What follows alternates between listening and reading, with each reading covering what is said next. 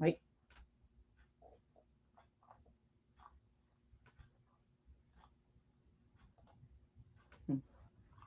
Good afternoon. This is Keeping It Real with V and G.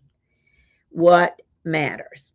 And we've got a couple of things we want to talk to you about today. We do not have any special guests today, so we're going to take this time and just share some information with you. I don't know if you were on board last Sunday, but we had Mr. Sidney King, who is the president and CEO of Commonwealth National Bank here in Mobile. And he talked about the changes and the impact of those changes at the new airport on the Brooklyn site. Um, the Brooklyn downtown airport. Now, I'm going to get to Brooklyn in just a minute, but let's do a little background. Now, background, we're talking about the infrastructure bill that was just recently passed. It is for $1.75 trillion. Now, you know, this is the one that they actually wanted 3.5, but they didn't get it because we had some folks that weren't very cooperative. They did get the physical infrastructure bill separated out from the social infrastructure. And this physical infrastructure, which it seems that both groups were anxious to get passed, the Democrats and even, I think, 13 or 14 of the Republicans also voted for it. So they did get the 1.75 trillion. I understand, according to my research, that the president is supposed to sign it on Monday. But let's talk a little bit about some of the things that are in this bill. There are 14 different items, and I'm not going to go over all 14 because, first of all, you can Google that information yourself. Secondly, I'm going to talk about the ones that are actually going to have an impact at Brooklyn, the new airport. Mr. Sidney King with Commonwealth kept emphasizing the importance of minorities to be on top of what's going to happen at Brooklyn Field with the new airport. Now, since this infrastructure bill has been passed, there will be tons of monies that will be allocated for infrastructure, buildings, roads, bridges, a host of things that will be directly impacting Brooklyn Field's new airport. Okay? So let's talk about the bill itself and some of the things that are listed in there. First of all, of course, we've got roads and bridges and major projects, and that's something like $110 billion that's in there for that. That will have a direct impact on Brooklyn Field's new airport because they've got to have the roads in, they've got to have whatever bridges are in there, passenger and freight rail. We have a train we have train tracks that run right straight through portions of Brooklyn Field. So that will have an impact. The power and grid, um, that's going to have an impact, not just Brooklyn, but all of us. So those areas that do not have sufficient power, do not have sufficient Wi-Fi, or do not have any Wi-Fi, there is a possibility that most of those areas will get the Wi-Fi. And we're talking about the possibility of even free Wi-Fi. Public transit, airports.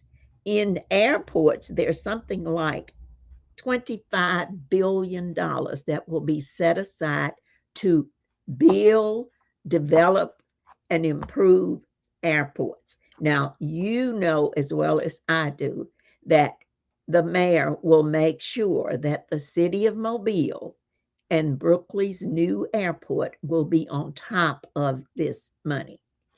uh, ports and waterways. And that's another thing that will impact us, either by the Alabama port or by Brookley Field, because we've got port facilities at Brookley Field. Road safety, electrical vehicle charging stations. That means, folks, let's get real and let's get ready for it. Cars are going to eventually be electric. So they're going to have to install these electrical charging stations all over the state. So if the majority of the cars we will become electric, you've got to have places where they can be charged. So that's another thing. But these are the kinds of things we need to pay attention to, because these are some of the things that will happen at Brookley Field, or they'll happen within the city of Mobile. And folks who have these skills, folks that have this training, um, and they can do this kind of work. Like, for example, the electrical vehicle charging stations. We're talking about electricians. We're talking about some uh, construction workers. All of those things have got to be built. It's got to be in place and what have you. So that is a possibility where we can be on top of that. And from my reading, I have read that either 10 or 20% of any work has to go to minorities. So let's just make sure that we are in line for that work. Now, we have to stay on top of things.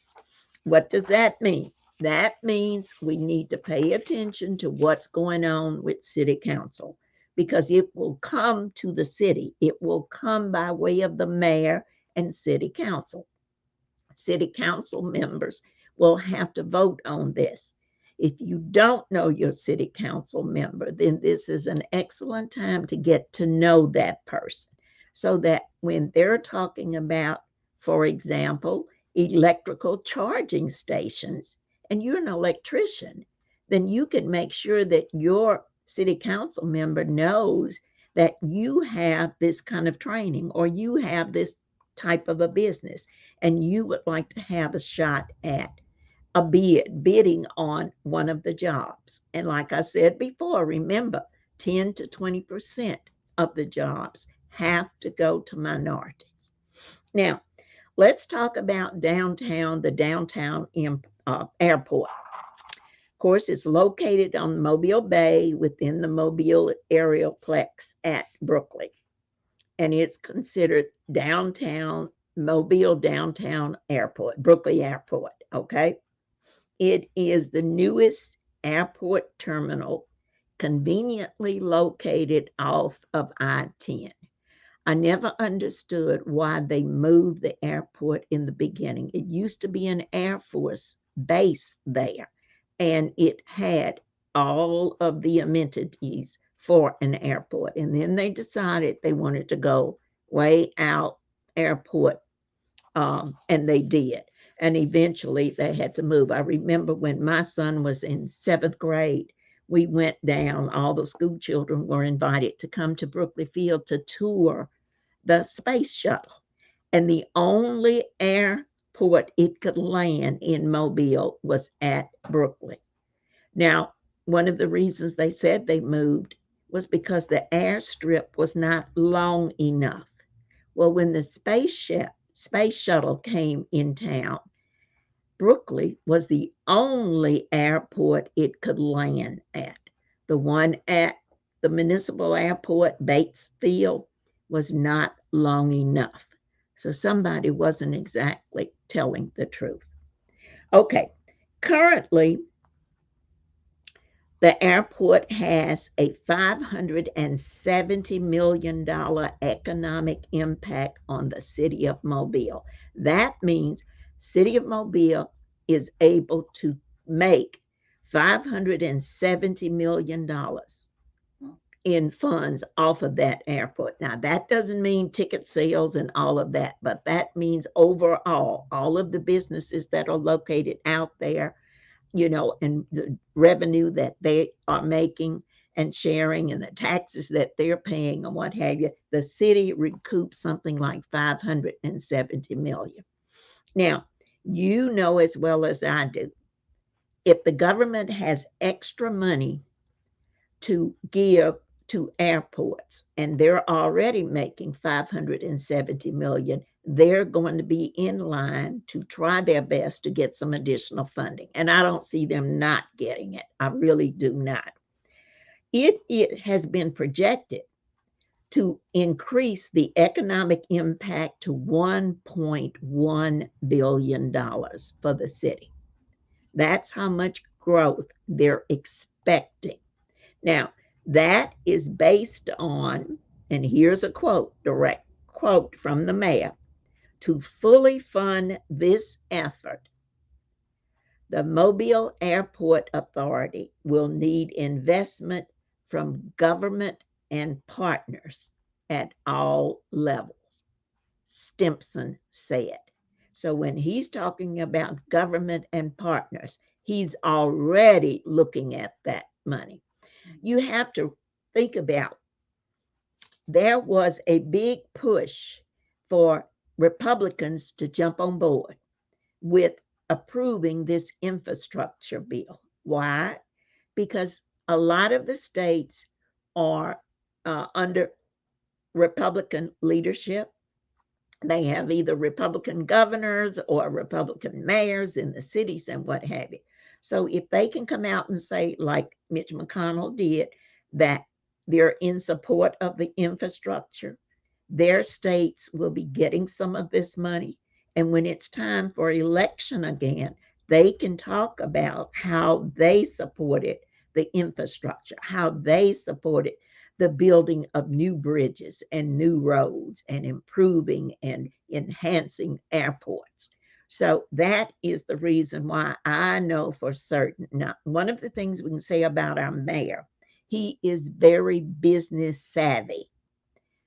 I'm pretty certain he's got his eyes and possibly his hands on some of that money. So, all I'm saying, which is fine, because if it benefits the city, it benefits us too. Okay. Um, Watch the city of Mobile, watch the news, read the newspapers. I'm talking about Laniac because the other one comes when it wants to come. Um, We'll watch it, we'll keep on it, and we will keep you posted as much as we can find. We are looking at maybe inviting our two new council members, and we can get Mr. Small as well to come in and talk about what does this mean for the city of Mobile? What does this mean for the new airport at Brookley Field? What does this mean for the minority communities?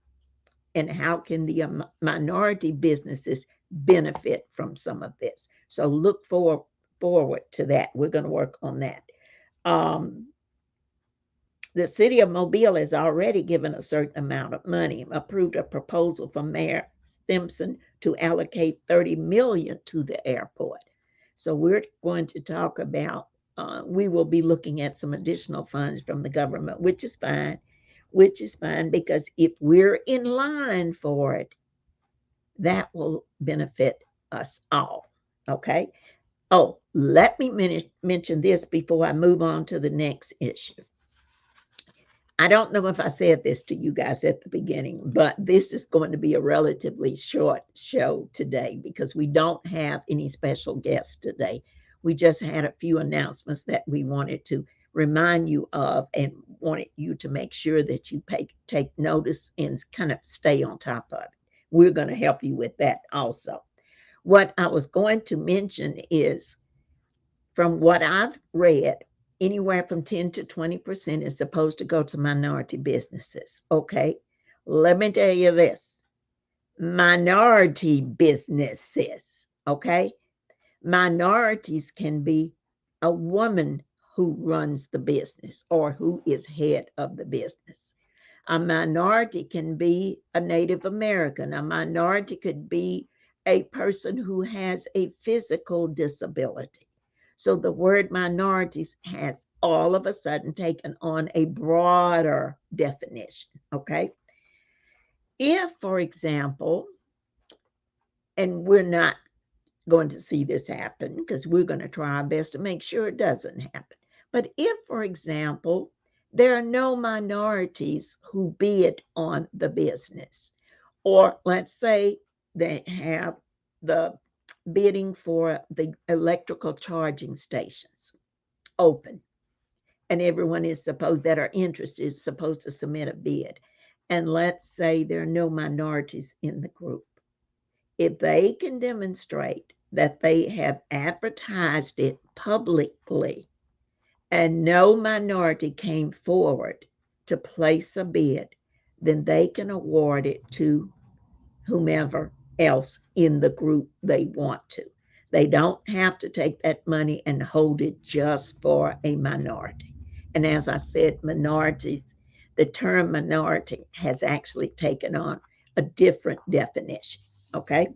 So keep that in mind. A minority doesn't just have to be a black, a brown, Asian, Native American.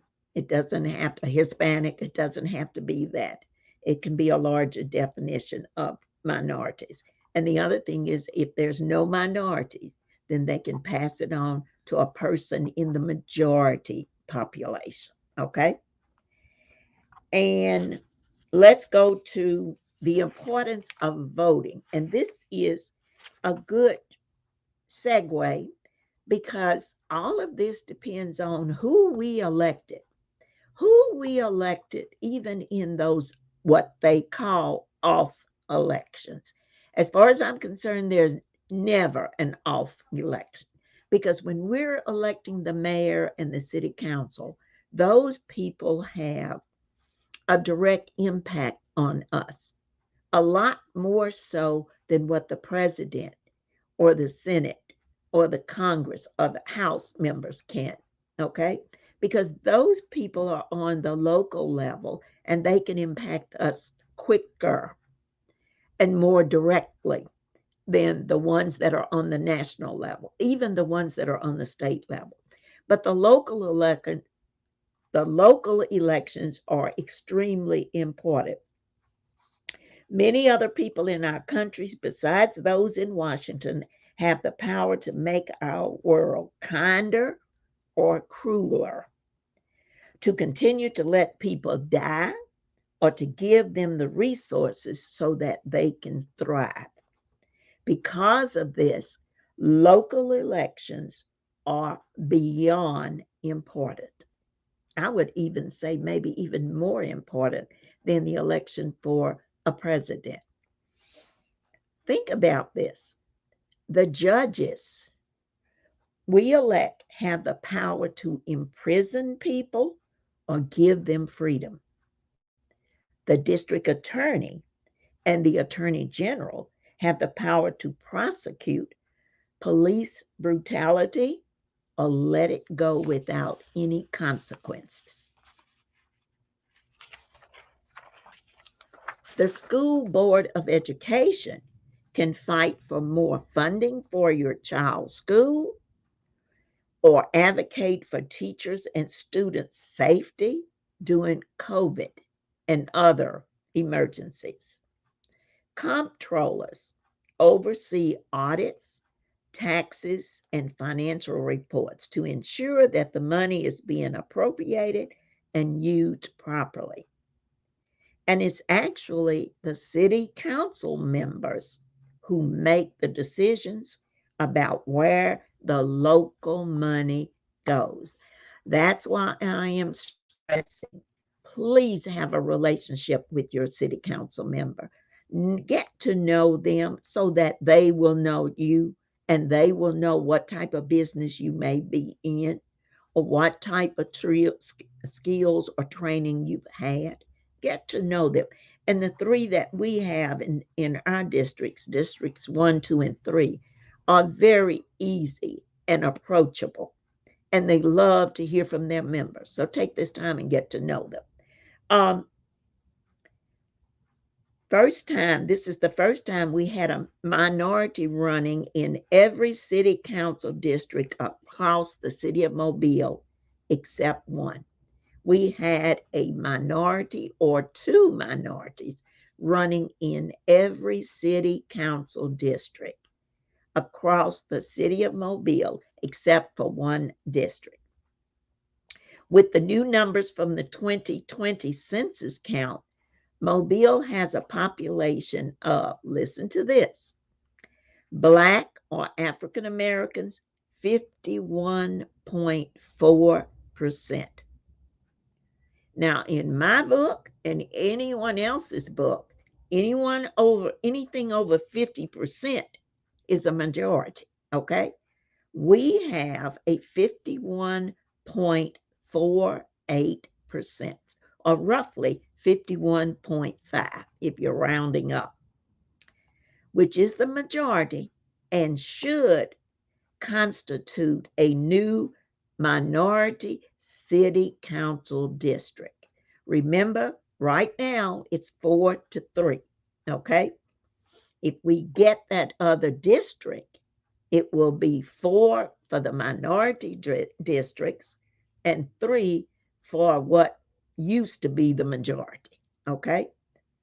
City council local elections matter and matter greatly. The white population is 43.5%. 2 or more races are 2.1%. Asians are 1.9%. Other races are 0.72%. So African Americans actually have the majority in the city of Mobile, not the county, but the city of Mobile, which is one of the reasons that the mayor is pushing so strongly with annexing the northern end of Schillinger. It's not the end that has the businesses, it's the end that has the homes, where he can up the numbers for the population for the city, make us number 2 again, but he will also pick up a lot more of the white numbers, okay? I can't say that's his reason for doing it, but I can't overlook it either, okay? It's important to note that you can attend public hearings. You can attend the city council meeting. You can get your name on the list and you can stand up there and speak about an issue that you have a concern about. Sometimes that's what it takes. I've known people who have written, I've known people who have called and lodged complaints about, and then I've known those same folks to show up and get on the list and stand up and speak about what's happening or whatever their particular concern is. Okay, what's the takeaway from all of this? When wrong officials are put in power, the result can be disastrous. For example, let's take judges who are supposed to be impartial and influenced not by partisan politics or prejudice, but by their interpretation of the law and consideration of specific circumstances. If judges rule in cases based on partisan or even bigoted opinions, they set a precedent that can determine how similar cases are decided from then on. Look at Kyle Rittenhouser's case.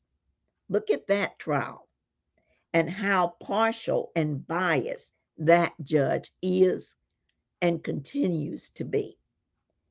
If we are not careful, this nutcake, Mr. Kyle, and his nutcake mother, I'm not playing the dozens. She was a part of it because she transported him there. I think he got the gun after he got there, but she did transport him across state lines to go and protect other businesses that didn't even ask him to come and protect them. Okay. All right. This nutcake Kyle and his nutcake mother can easily walk away free because look at that judge. Look at the judge. He's been on the bench. I think they said he was like 70 something or 80 something. He's really, really old. He acts like he's senile. Now, that's my interpretation. Okay. I haven't read that anywhere. We have to be careful. That's the reason why local elections are extremely important. If that judge was a judge in Mobile City, that judge can impact you, me, and anyone else in the city a heck of a lot quicker, harder, and harsher than the president could. And look at the prosecutor. He's not any better. It's as if the judge and the prosecutor are working together to get Kyle Rittenhauser off. We have two important elections coming up. May 24th, 2022, which will be the primary. And then, of course, after the primary elections, then we have the general election, which will come up November 8th, 2022. Bottom line, while there's no system in the U.S. that's close to perfect or just, voting in local elections get us closer to the world where decisions are made fairly and for the population at large, just not for political parties. And these couple of years have really shown us how important it is to stay on top of the local elections and the state elections, because look at the things that's happening across the United States. Do you know that there are 48 states that have over 400 new bills that they're trying to get in place that will impact your voting or your right to vote? 48 states. That's the reason why Congress is trying really, really hard to get the John Lewis Voting Rights Law Act passed, along with that other one that I can't remember the name of. But anyway, that's our show for today. I want to make sure that we stay on top of what's happening. Now, we will take just a few minutes and see if there are any comments or any questions that we may have. If so, I'll try my best to answer. Okay? Hold on. What do we have? Okay, I want to take this moment to just make an appeal because we're a newer podcast. We've actually been activated since October last year. So we have a year in, and we are starting our new platform going into the new year. We're going to be interviewing more and more businesses, minority businesses here in the Yes. city of Mobile. Yes. So we want to know if you are a minority business in the city of Mobile and are interested in being on our show, please contact us through our Facebook page here at Keeping It Real with V and G What Matters on Facebook. So if you're interested, we will like to have you on our show for a 30-minute segment introducing us to your business and why it is important for it to be here in the city of Mobile and what you offer to its citizens. So if you want to see how we do our shows with businesses, there are several examples in our previous shows, especially last week. So we would love to have you. We would love to talk to you on the show. We offer a very open platform when it comes to businesses. You can share whatever you like. And we just love to have you. So I just wanted to add that today. So if you would like to be on our show, or if you are listening and know of a business that you would like to see highlighted on our show, give us put us a message in a DM on Keeping It Real with V and G on Facebook. Thank you. And a couple of other things I need to mention really quick. As I said and kept mentioning, Mr. Sidney King from Commonwealth National Bank here in Mobile was the person who was on last week, and he did talk about the impact, the things that were about to happen with Brooklyn Field being the new airport. And I mean, he talked about things from even like childcare all the way up the list of projects. To contact Mr. Sidney King, he's at Commonwealth National Bank. You can contact him there. I would suggest if you're a business person or you're attempting to get into a business, I would suggest go by the bank. Right. Stop and meet. See if you can't make an appointment to come in and see him so that he can get to know you. He will be able to put a name with a face. Okay. Mhm. The other one I would like to mention is the Black Chamber of Commerce. They will be another very instrumental group in finding out what's happening or what will be happening with the Brooklyn Field Airport. And their telephone number, we'll have that on our Facebook page too. But their telephone number is 251 244 9946. They have meetings that are generally open to the public. They ask you for like a $10 fee. They meet once a month. You can get there and you can meet other people. You can network. You can exchange business cards and you can find out what's going on or what will be happening in the business world. Very, very important. Commonwealth National Bank, Mr. King, Sidney King, and the Black Chamber of Commerce. Those are two excellent sources, excellent resources to find out about business deals that are about to take part. You want to make sure that you're in line for some of this help. Or if you work with a business, or if you have friends or relatives that own a business and they're not listening, then this is information you can pass on to them. Okay? Now, we do appreciate the time and the effort that you have spent with us today. We will see you again next Sunday, same time, same place, same channel, with Keeping It Real with V and G. Good evening.